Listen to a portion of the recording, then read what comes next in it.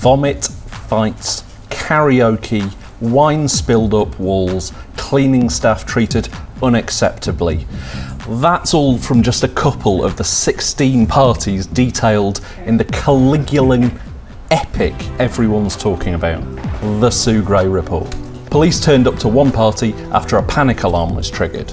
Another, which went on until after 4 o'clock in the morning on the day of Prince Philip's funeral, also left a child's slide broken because staff had been playing on it. Staff, we now know, were WhatsApping each other, warning that some parties would be a comms risk and urging each other not to wave bottles of wine around in case journalists might spot them. We now know Boris Johnson was present at 8 of the 16 parties, though aside from his own birthday party, he insists that he'd either left or was out of the building when any actual rule breaking took place. I was speaking to colleagues about the departure of another SPAD or a government advisor or an official. It didn't occur to me that this was anything except what it was my duty to do as Prime Minister during a pandemic. And that's why I did it. And that's why I spoke as I did in the House of Commons. And yes, as Sue has found, and as everybody can see, and as the evidence has shown, after I had been there, things did not go well. And music or partying? No.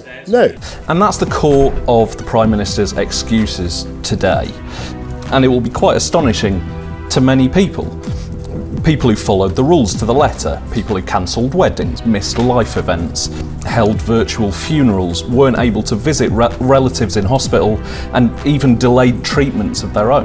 The Prime Minister stood up before the nation today and argued that actually it was all right to have a leaving do for colleagues who had been working hard.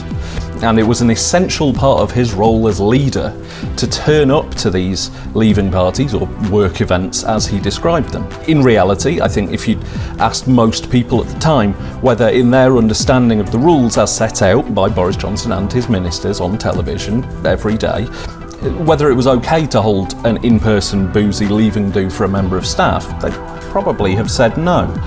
Even so-called work events were not allowed under COVID rules. And in a key part of her findings, Sue Gray directly blamed the leadership in Number 10, both officials and political. That means Boris Johnson. She said senior people attending these events, which Boris Johnson did, albeit briefly, had given the junior staff the impression that they had permission to hold them. The senior staff and political staff created the culture.